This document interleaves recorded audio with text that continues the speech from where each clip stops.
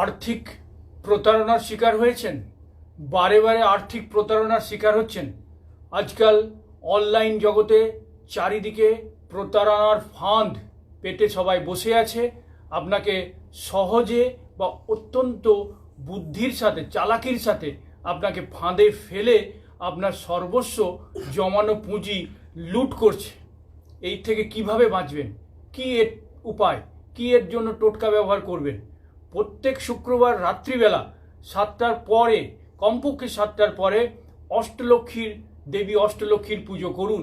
অষ্টলক্ষ্মী দেবীর সামনে লাল বা গোলাপি রঙের কাপড় রেখে তার উপরে আপনারা প্রসাদ এবং ফুল রেখে আপনারা পুজো করুন।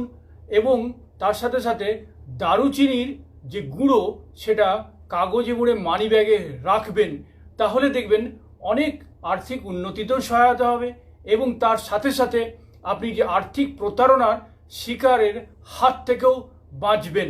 এবং সর্বত খেয়াল রাখবেন যে আপনাকে কেউ ঠকাতে না পারে এবং প্রত্যেক কথার অর্থ বুঝে তারপরে আর্থিক বিনিয়োগে নামবেন।